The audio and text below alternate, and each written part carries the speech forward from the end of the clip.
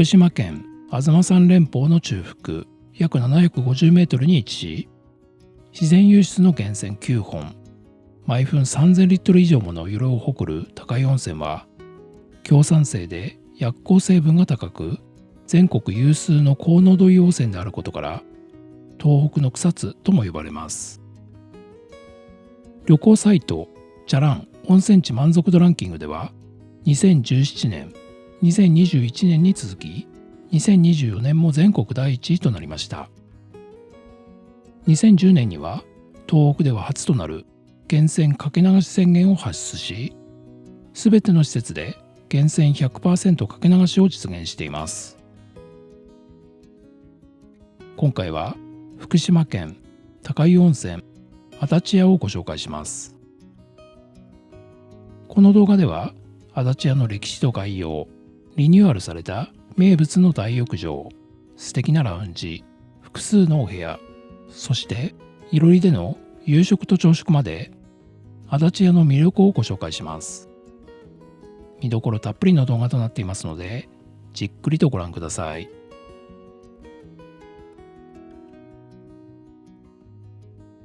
足立屋に到着しました。外に出ると硫黄のいい香りが漂ってますよ。宿の歴史と概要をご紹介します。自然豊かな磐梯旭国立公園内、福島市街から車で約30分の近くにある秘湯高湯温泉のほぼ中心部に足立屋はあります。足立屋の歴史は高湯温泉の歴史とともにあります。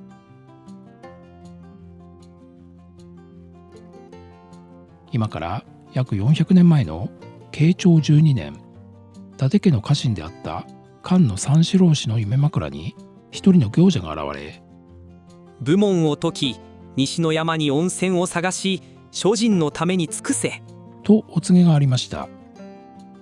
山中を幾日も探し歩いたところ、大きな岩がある荒涼とした場所にたどり着きました。岩を取り除こうとしたところ、不思議と金剛力が出て岩は砕き散り、温泉が湧き出し、後に高湯温泉となりました。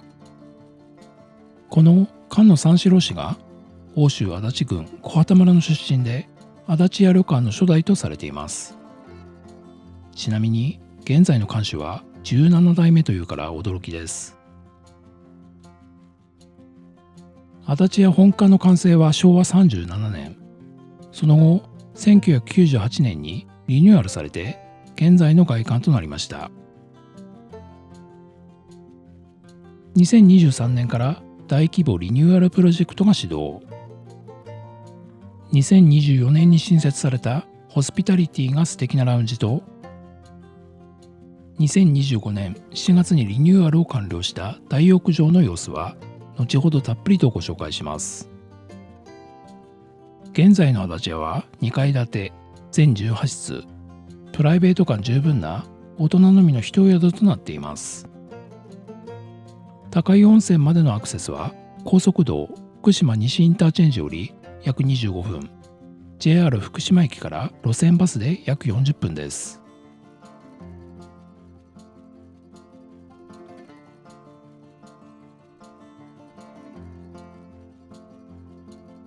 足立屋の歴史を物語る岩の装飾が素敵なエントランスから館内に入ってみましょう。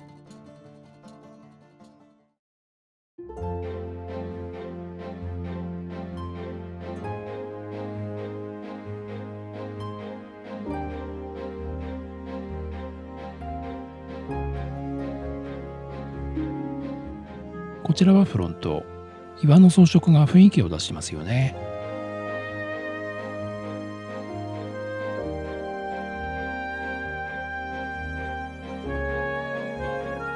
フロント脇には売店と浴衣コーナーがあります。では館内の施設をご紹介します。まずはフロント脇の浴衣コーナー。左側は有料レンタルの花浴衣。右側は無料の浴衣です。お部屋には3万円もありますので、好みで選ぶことができるんですね。こちらはフロント脇にある売店。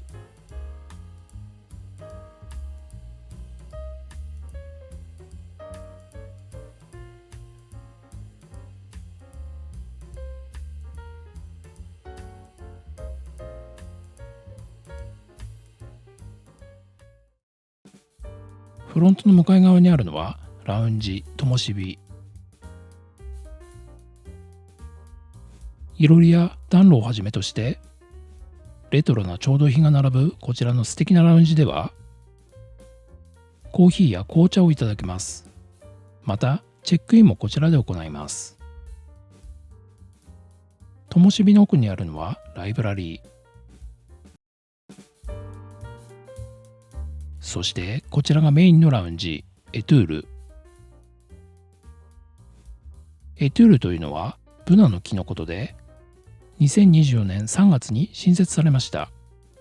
ラウンジ全体はブラウンに統一された木造りの雰囲気がとても素敵ですよね。家具や調度品もとても高級で贅沢感があります。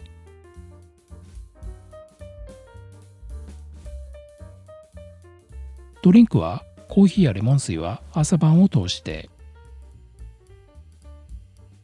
アペリティフの時間はお酒は生ビール、ワインが中心。ノンアルは赤と白のワイン、そしてレモネードがありました。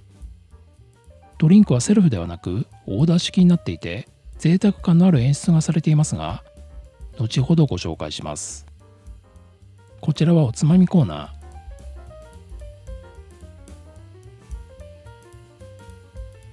ラウンジは朝7時から夜10時まで空いてますから、ほぼ滞在を通して入り浸ることができますよ。ウェルカムドリンクをいただきながらロビーで座ってチェックインです。こちらでは食事の時間、貸し切り風呂の予約などをします。貸し切り風呂は3つありますが、まずは1つ予約して利用後空いていれば他のお風呂も利用できます。チェックインは3時、チェックアウトは11時です。宿泊費はお部屋の紹介のところで解説をします。お部屋までは案内をしていただきました。ラウンジや大浴場、食事会場など館内の詳細はお部屋で改めて説明をしていただきました。ではお部屋をご紹介する前に足立屋の客室について解説をします。客室は全18室、1階に7部屋、2階に11部屋あります。エレベーターはありません。お部屋によっては山側と温泉街や福島市街を見下ろす景色に分かれています。スタンダードのお部屋が和室とベッド付きのお部屋、そしてコンフォートタイプのお部屋、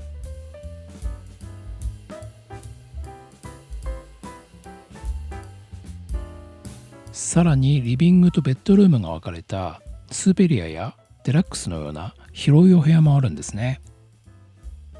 この後コンフォートツインのお部屋を2つとコンフォートトリプルのお部屋とスーペリアのお部屋をご紹介しますので、ぜひご覧ください。それから料金プランですけども、1泊2食付きのスタンダードプランからいろり焼きのアップグレードプラン、さらに素泊まりのプランや朝食のみのプランも用意されています。素泊まりのプランでもラウンジはもちろん利用できますから、夜遅く着くから食事はいらないよという方でも無駄なくお風呂とラウンジを楽しむことができますよね。そして2食付きのスタンダードプランは24,000円台からとなっていて、この素晴らしい泉質のお風呂とラウンジも利用できて、このお値段はとてもリーズナブルだと思います。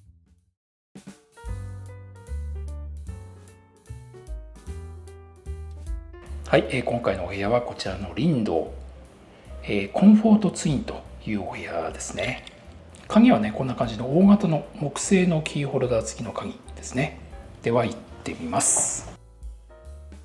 まず入り口を入りますと、こんな感じで板の間と、それから洗面と奥にはトイレがあるんですけども、こちらのコンフォートツインのお部屋は2024年にリニューアルされたお部屋ということで、非常に新しいお部屋になっています。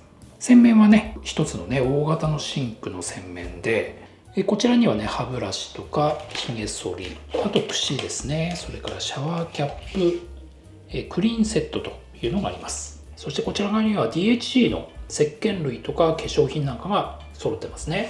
ドライヤーはシャープのドライヤーということですね。そしてこちらはトイレですけども、トイレはウォシュレット付きのトイレとなっています。ではお部屋に入ってみます。でこちらのお部屋は一間の畳のお部屋ですけども、ベッドがあるということでコンフォートツインとなってますね。まずはちょっとね、景色を見に行ってみたいと思いますけども、こちらのコンフォートツインのお部屋は景色がとてもいいお部屋ということで、こちらの奥の窓からは福島市街がね見えるような景色になっていまして、ですので夜はね、夜景も見えるかもしれませんよね。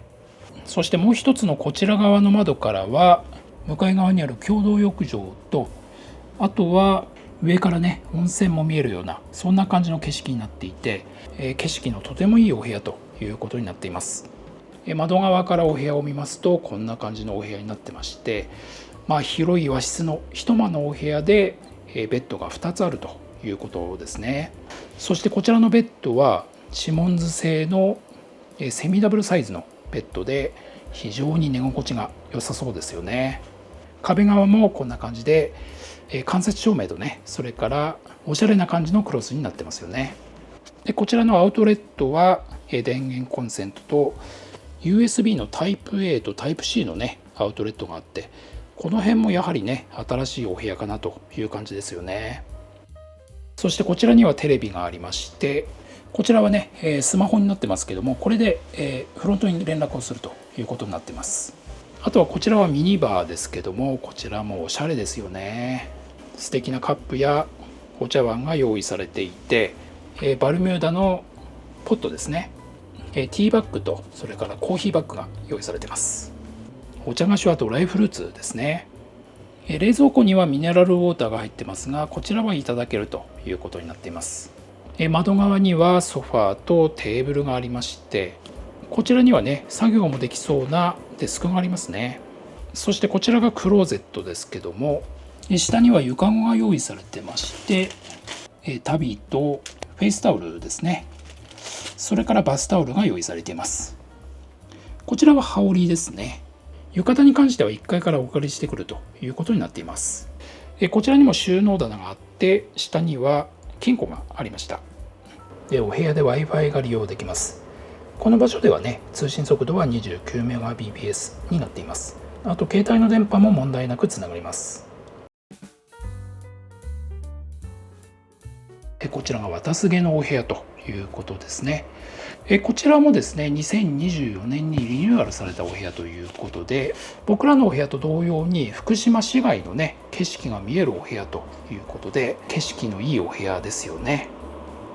ただねお部屋のレイアウトはちょっと違ってまして、こちらは畳のリビングと、そして奥の方にベッドがあるということになってますね。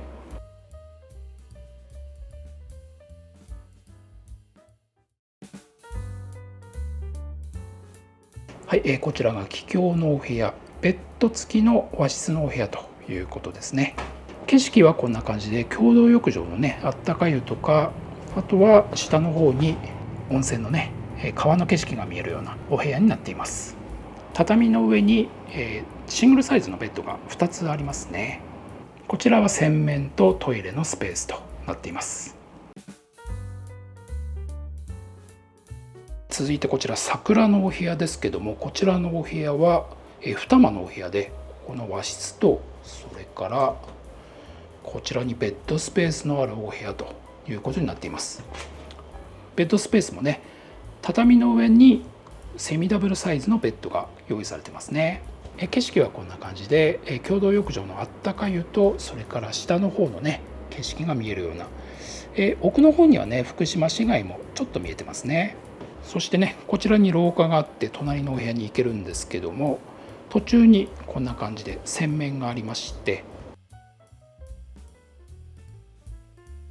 そしてこちらが和室のリビングのスペースということになりますね。こちら側にはねテレビと、それからミニバーのようなスペースがありますね。今回のサングエです。浴衣はロビーにあって、自由に借りられる。ちょっとねこうちっちゃめだね。足も短めだしね。なので、ピタピタな感じですけど、こんな感じで、ここに足立屋ちゃんとネームが書いてあります。ここねちょっとねボタンがないので、そうだね。なんだろうこうね飲んでもうぼーっとしてるとこはだけちゃう大開放なっちゃうかもしれない。気をつけないといけない、っていう感じなんですけど、でも形はいいね、全体のね。すっきりした感じでちゃんとネームが書いてて素敵な感じです。ですね。そういう感じです。はい、今度は浴衣に着替えました。こんな感じです。こうなんていうかしましまですよね。しましま。ここも足立屋って書いてる。ローマ字で書いてるね。書いてるね。で羽織もねこの色が結構いいよね。エンジ色というかね。そうだね。これはもう男性も同じ。そう。男も女も同じ。同じ色。でこんな感じでサメも置いてるんだけど、この浴衣も着てる人も結構いました。さあお部屋で着替え終わったら早速ラウンジへ行こうです。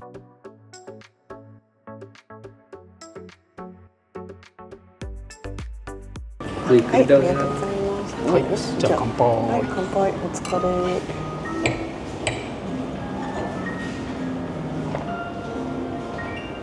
赤のスパークリングなんか珍しいよね。美味しい。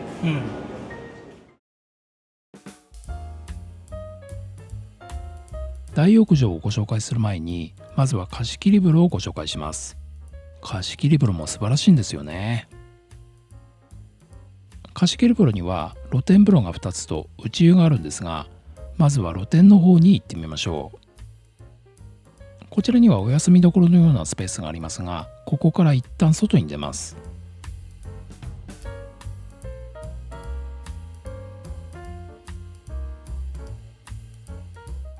なかなか雰囲気のあるこちらのかやぶき屋根の門をくぐって、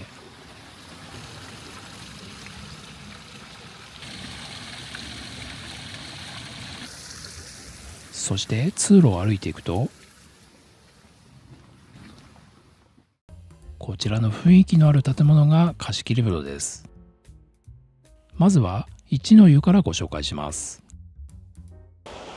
はい、こちらが貸切風呂薬師の湯一の湯の脱衣スペースということですね。貸切風呂ですので広さとしてはこれぐらいかなという感じです。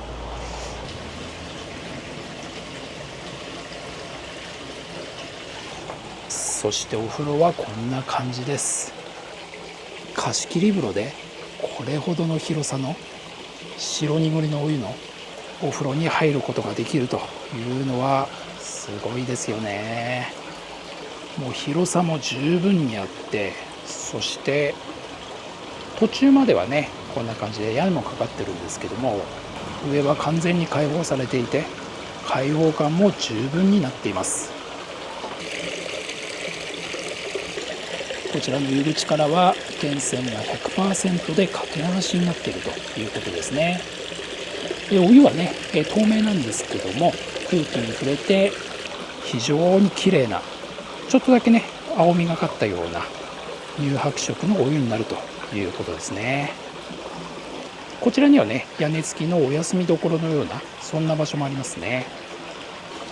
あとはしっかりと洗い場も用意されてまして、石鹸類もしっかりと用意されています。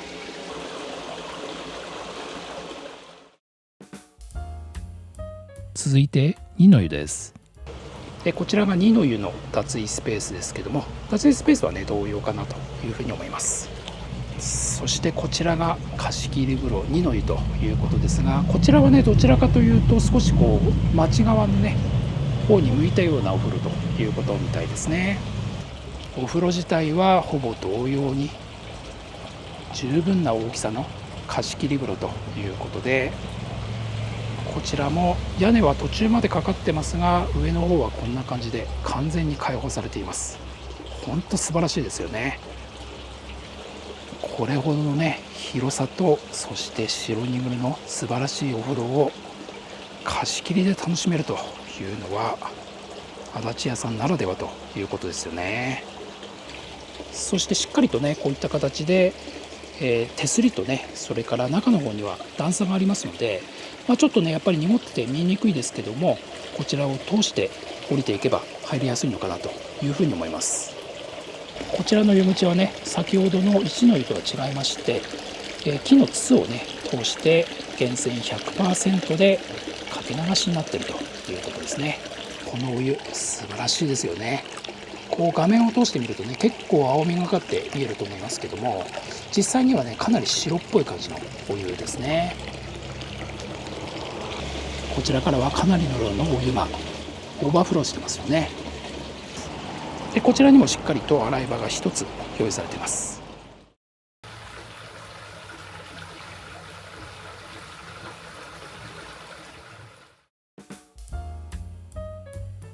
宇宙の貸し切り風呂は館内の2階、ラウンジと分かれて上がったところにあります。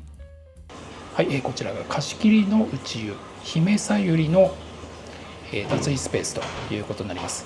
ドライヤーとねそれから化粧品もありますね。そしてこちらが姫さゆり内湯ということになりますけども、こちらもね奥の方に小さめの湯船があって、で手前側にはこんな感じで岩の装飾がされていて、なかなか雰囲気のあるお風呂ですよね。外にはこんな感じで庭がありまして、この窓を開けて、半露天のような形で入ることもできるということですね。でお風呂自体はね1人または2人ぐらいの広さのお風呂ということになってますが、やはりこちらも白濁りのお湯ということで素晴らしいお湯ということになっています。そしてねこちらにも洗い場がしっかりと用意されてまして、シャンプーも揃ってますね。ではいよいよお楽しみの大浴場をご紹介します。お風呂は東の湯と西の湯があり、それぞれ内湯と露天風呂、大気の湯がつながっています。以前の大浴場は西の湯と東の湯は内湯が隣り合っていて、露天風呂は女性専用部分と混浴部分があったそうなんですが、今は東の湯と西の湯は完全に分かれて男女入れ替えになっています。そして温泉の成分表ですけども、源泉名は湯花沢356合併と書いています。 pH が 2.6、 強酸性の含有カルシウムアルミニウム硫酸塩温泉ということですね。泉温はね45度程度と、源泉自体が結構低めの温度で、浴槽では42度ということになっています。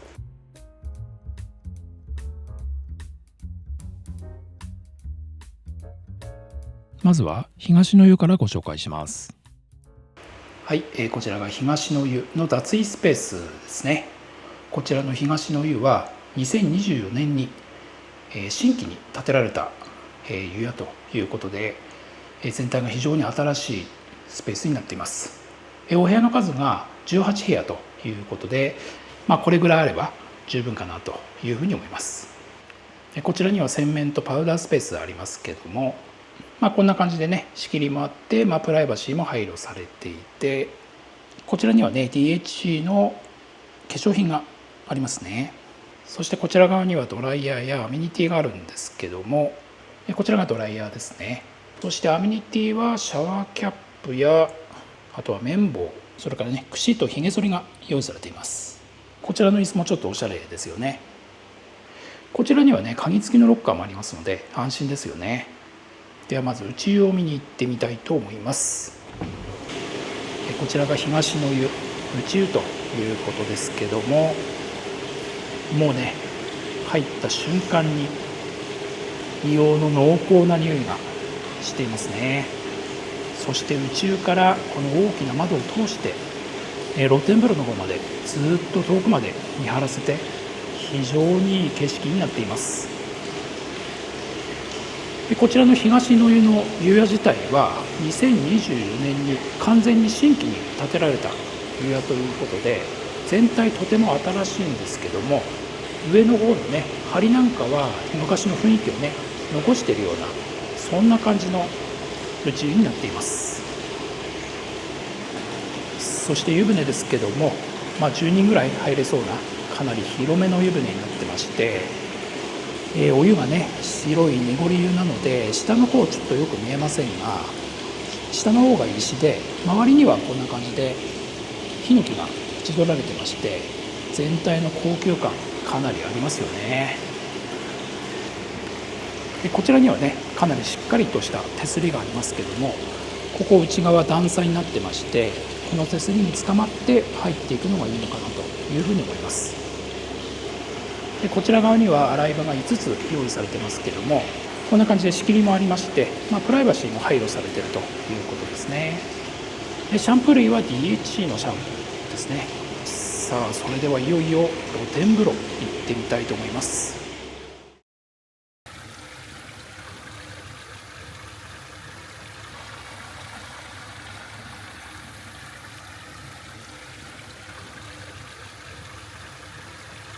そしてこちらがね足立屋名物の露天風呂ということですね。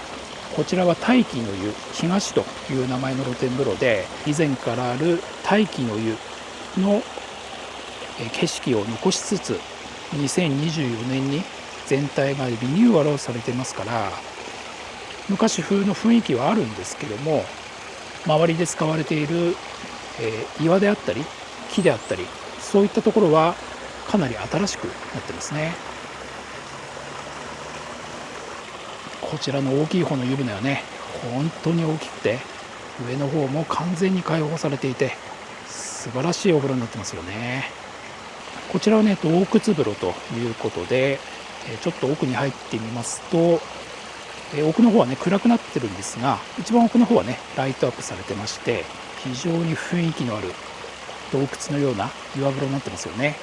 そして、出口といいますかね、入り口は反対側にもありまして、2方向から入ってこれるようなそんな感じのお風呂になっています。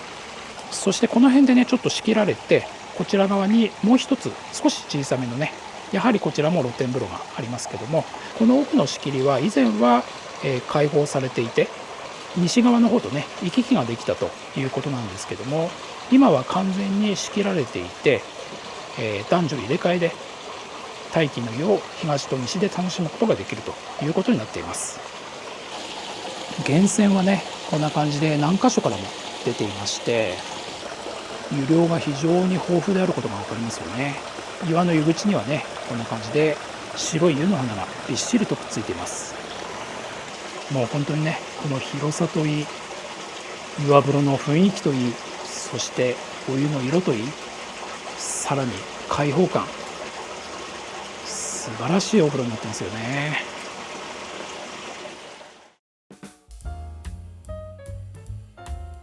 続いて西の湯をご紹介します。さあ続いてこちらが西の湯というお風呂ですね。こちらのお風呂は東の湯の翌年ですね、2025年にリニューアルが完了したということで、こちらも非常に全体が新しいお風呂になっています。脱衣スペースに関しては、東の湯とほぼ同様かなというふうに思います。ではこちらからお風呂に行ってみます。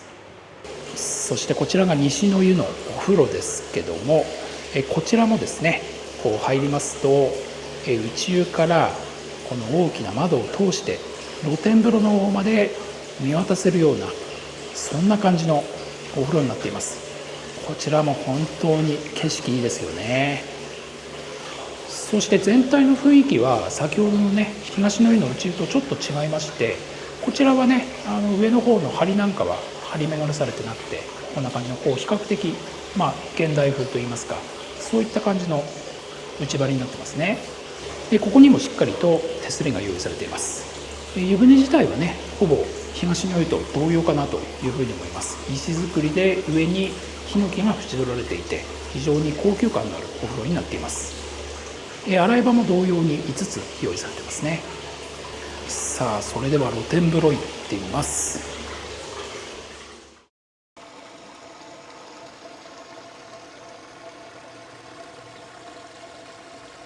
こちらは大気の湯西というお風呂ですけども、こちらはね以前は女性専用のお風呂スペースになってて、で奥の方でね大気の湯東とこうずっとつながってたみたいなんですが、今はもう完全に仕切られてこんな感じで、男女入れ替えのね露天風呂ということになっています。大気の湯東と同様に、古い景色を残しながら非常に新しいお風呂ということになっています。非常に素敵なお風呂ですよね。こちら側のね広い方の湯船は20人ぐらい入れそうなくらいのとても広いお風呂になってまして、真ん中に少し屋根はありますけども、全体の開放感もうほんとすごいですよね。やはりこの濁り湯ですのでなかなか下の方見えませんから、手すりと段差がねたくさん用意されていまして、こんな感じで入りやすいように配慮されているということですね。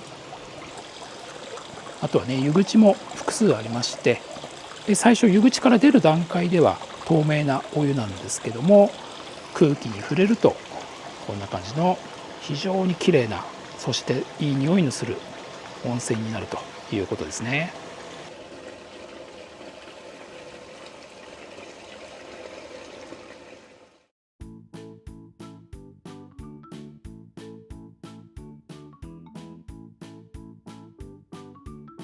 はい、ありがとうございます。オリジナルの飲み物。眉、美味しい。いいね、冷えてて。これはね、ノンアルのレモンサワー。そんなに甘くない。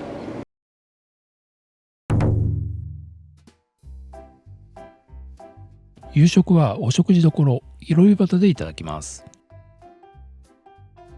こちらの和の雰囲気が素敵な会場は個室と半個室があるんですが、すべての客室にいろりがついています。すごい。すごい雰囲気がいい。すごいね。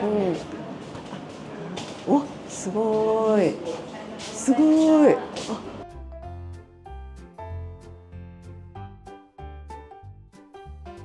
手前にいろりがあって、そして入り口こんな感じでとても素敵なお部屋です。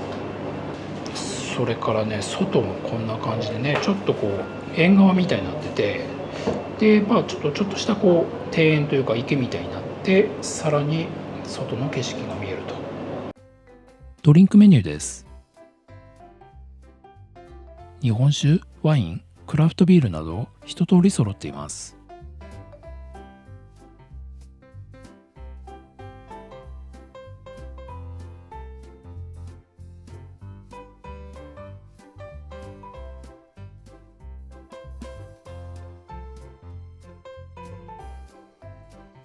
グラスシャンパーニュで。グラスシャンパーニュ。行ってみようか。乾杯。乾杯。今日は何回も乾杯してるね。ラウンジもあるんで。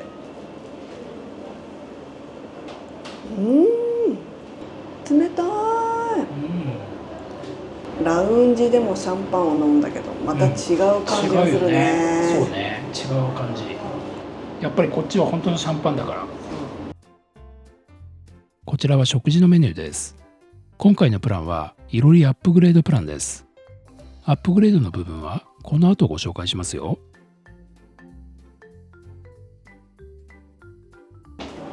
じゃじゃーん、前菜。本マグロとアボカドのタルタルということです。美味しそう。ちょっといろんなね、手前がバジルで向こうがなんだっけ、タルタルか。味変して食べます。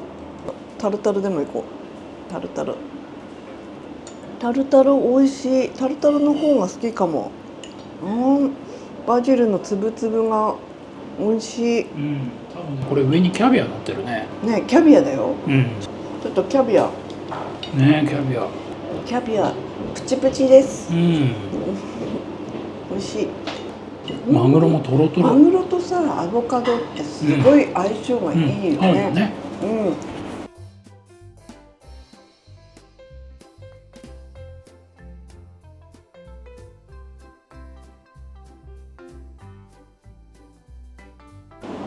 油揚げはなんかチーズが入ってるって言ってなかった？これはさ、もう良さそうな気がしない？これ。そうだね。ほら、溶けてきてるかも。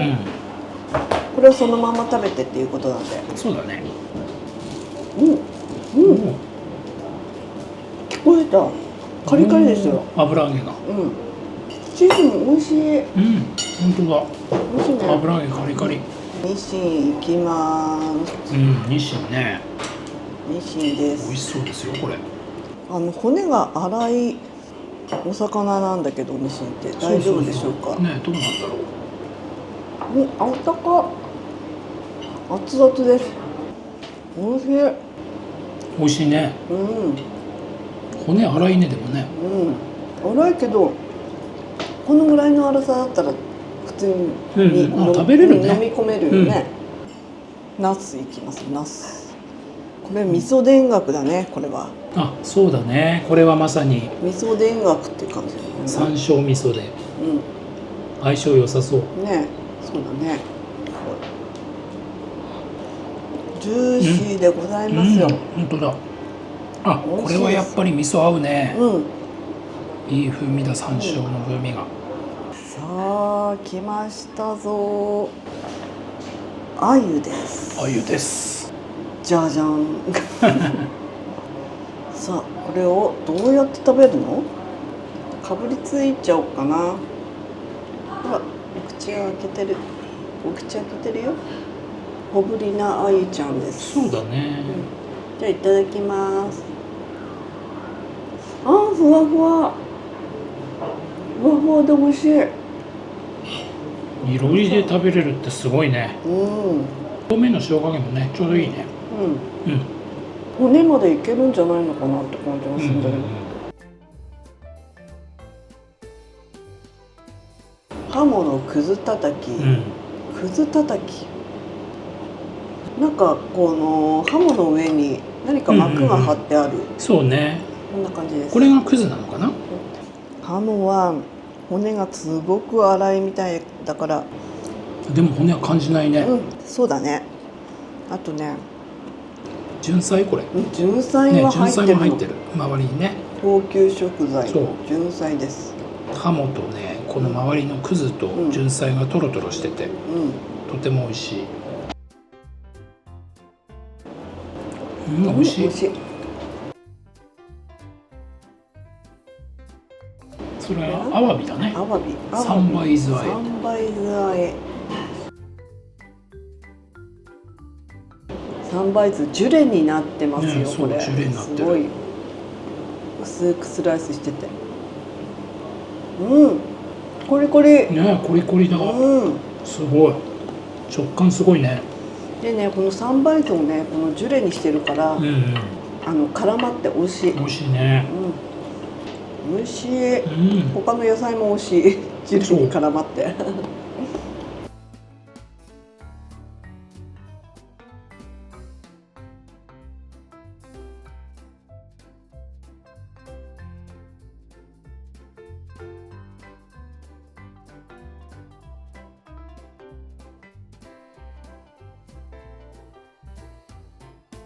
これがグレードアッププランのいろり焼きということだね。伊勢エビがついてくるんだね。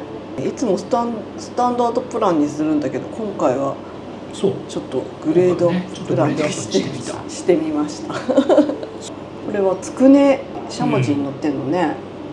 これこのまま箸で取っていいのかな。いい感じ。あ、これ美味しい。ご飯が欲しくなる。軟骨も入ってんのかな。ちょっとなんかコリコリする感じがするんだけど。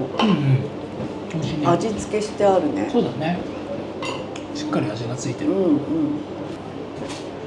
おお、すごい。伊勢エビ焼けたんじゃないですかね。すごいですね。伊勢エビは。すごい、身が溢れております。レモンをかけて食べてくださいっていうことなんで。手で取っちゃうよ。じゃじゃーん。すごい、身が大きい。ね、大きい。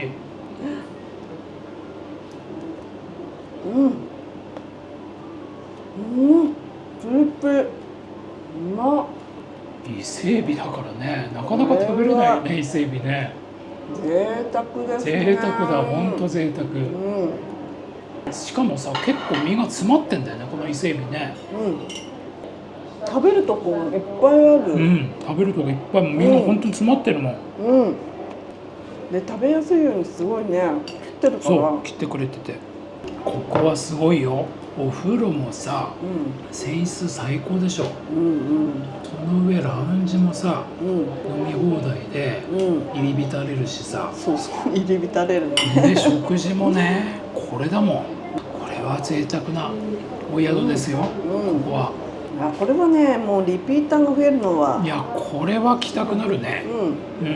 でね、この内容でこの値段だったらもう全然リーズナブルだと思う。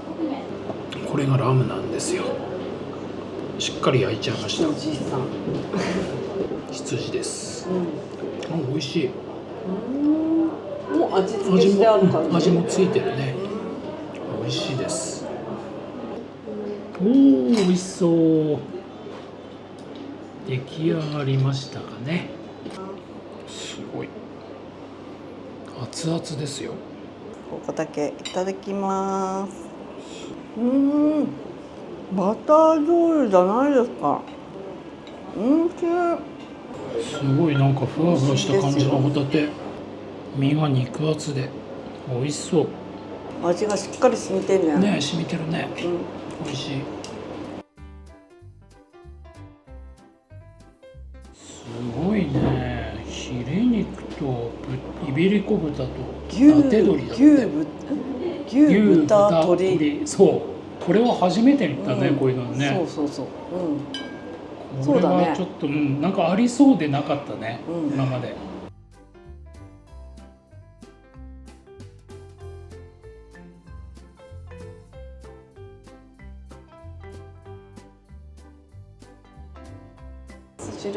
酒かす汁。美味しい。匂いがすごいね、いいね、いい匂いがしてる。そうだね。酒かすのね。まろやかです。美味しい。ご飯は少なめにしましたよ。食べきれるかな、それでも。じゃじゃーん。すごいね。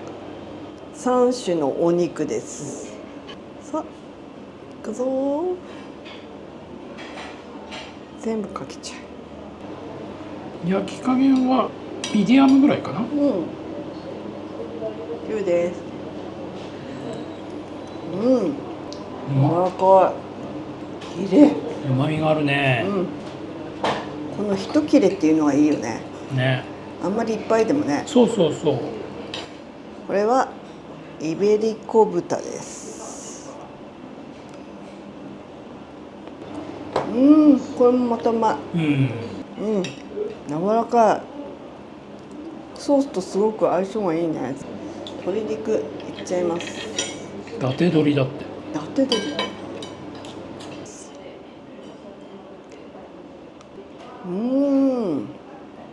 これもまたあっさりした感じだね。伊達鶏。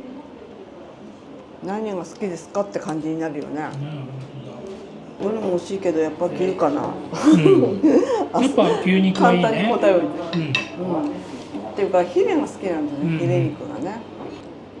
一品一品がこう量的にはそれほどでもなくて、いろんなの食べれたね。まあね。種類がすごいよ。デザートもさ、少しずついろいろあっていいね。そう。小さいお皿なんだけどね。そう。スイーツスイーツ男子にはいいかも。バームクーヘンの香りがいい。このチーズケーキカラメルが効いてる。苦味がちょっとあって美味しい。美味しいね。濃厚だね。濃厚だし、果物も生クリームが真ん中についてるんで。あとこのポップコーン、キャラメルポップコーン。そうね。ポップコーンが出るなんて珍しいよね。珍しいね。初めてだね。カラメルでこうつながってるような感じのスイーツなんじゃないかなっていう。このチーズケーキもね。そう。ポップコーンね。統一感があるっていうか、そういう感じのデザート。苦味がちょっとあって美味しい。さあデザートも終わりました。すごかったね。いろんなお料理を楽しめたって感じ。そうだね。たくさんの種類ね。伊勢海老がやっぱりすごかったね。伊勢海老がやっぱ一番ね一番メインって感じだね。うん、いろり焼きね。いいっす。このお茶で終わりにしたいと思いますよ。一旦締めましょう。ああ、ほうじ茶うまい。ごちそうさまでしたごち。そうさまでした。この後ラウンジがあるんですよ。えまだ終わさらにらないんラウンジがあだ。ります。さあ行ってみましょう。はい。ということで夜のラウンジへやってきました。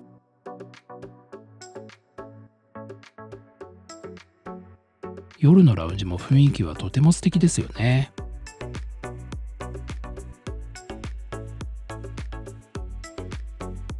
新田市全酒、新田自然酒。バータイムは食後酒ということで日本酒推しになっていました。日本酒もワイングラスで、じゃあ食事の後のはい、食後酒日本酒です。ね。あ、おいしい、飲みやすい。甘みもある。色がついてるよね、ちょっとね。白ワインみたいな感じ。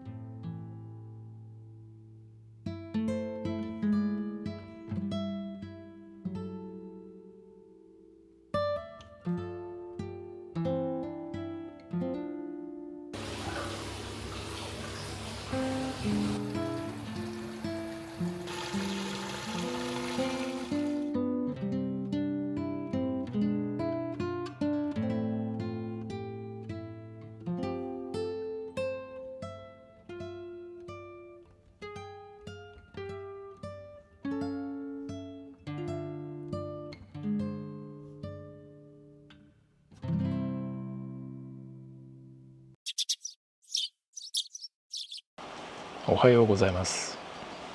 お部屋からの朝の景色です。今朝の5時過ぎぐらいなんですけども、ちょうど朝日が昇ってきて少し朝焼けになっていて、とても綺麗ですよね。やはりこちらのお部屋は景色のいいお部屋ということで、こんな感じで眼下にとてもいい景色が見えて、そして朝日が昇るところも見えるということになっています。昨日はね、お風呂も食事もそれからラウンジもねすごく楽しめましたけども、今日はねまた男女入れ替えで別のお風呂に入りますので、それもとても楽しみです。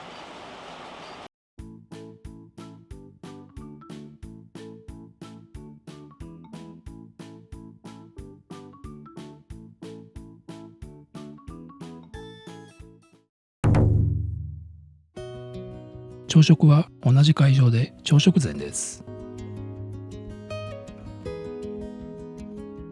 朝食はこんな感じです。ここにご飯と味噌汁が来るのかな、多分ね。なかなか豪華な朝食ですね。わあ、美味しそうなおかゆ。ではでは、おはようございます。おはようございます。で、今日の朝も朝日が最高でした。ね、綺麗だったね。で、お風呂も貸し切りそう、内湯で朝からね7時に予約をして入らせてもらって、最高ですね。最高でした。ちょっと遅めの朝食で8時半でお願いしてたので、素晴らしいご飯だね。お刺身があったりお魚があったり。ではいただきたいと思います。いただきます。まずはこれリンゴジュース。リンゴジュース。美味しいね。一回ちょっとそのまんま、これかな、違うような気もするんだけど、どっちだろう。どうだろう。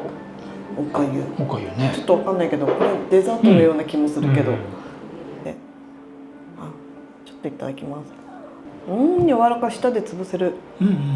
美味しい。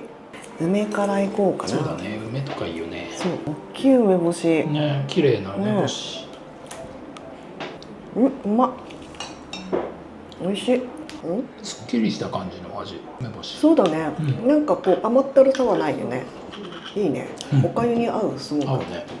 じゃあご飯行くか、うん朝からね、イカの刺身とそうマグロのたたき、たたきね。いろいろあるからちょっとこうなんか混ぜながら、そう具がいっぱいあって、これやっぱりさこう混ぜて、やっぱ丼みたいにするんじゃないのこれ、もしかして上にこうかけて、本当はね、うんのっけ丼みたいな感じですね。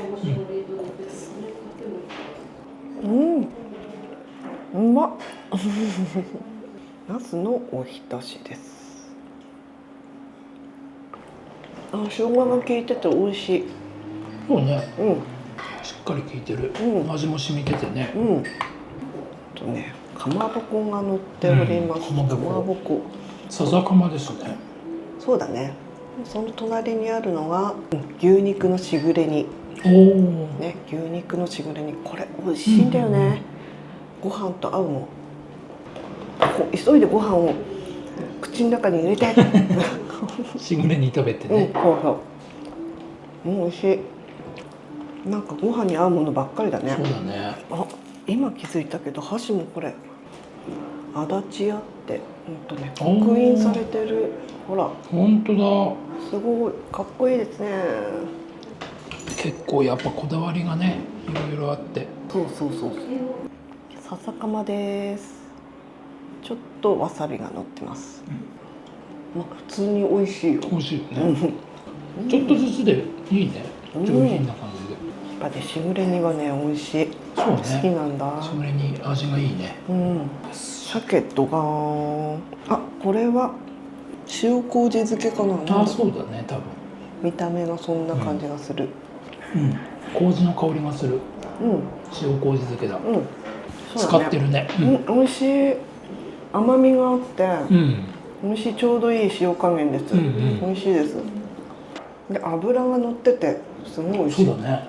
じゃじゃーん、味噌汁赤だしです。赤だしだよね、濃いよね、色が。あ、なんか田舎味噌って感じ。美味しい。風味があるね。これはちょっとソーセージとしか書いてないけど、ね、ちょっとハーブ入りっぽい感じの。そうね、なんか緑っぽいのが入ってるね。ソーセージ、ハーブの香りがしてる。するね。美味しい。温泉卵です。ね、なんかちっちゃめ。そう、ちっちゃめ。ちょっと上に乗ってるのってなんかマスタードとかではない。マスタードじゃないじゃない。丼。そういう感じのだと思う。おお、いい感じの張り具合がいいんじゃないですか、これ。お、いい感じ、プルプルプルプル。固めの温泉卵。固めだね。美味しい。ああ、いいね。やっぱりさ、温泉卵あると温泉来たって感じ。来ました。カレーです。朝カレー。朝カレー。この野菜とか乗ってて。野菜ね。トマトもなんか、あ、すっごいトマトも柔らか。甘口だね。甘口ね、美味しいね。美味しい。あ、なんかそのさ、このトマトもすごく甘めで、いいね、野菜が入ってると。野菜も柔らかい。サラダです。これはドレッシングが2つあるの。メンチとごまと2つ用意されてる。すごいごまがゴロゴロ入ってて、美味しそうなドレッシング。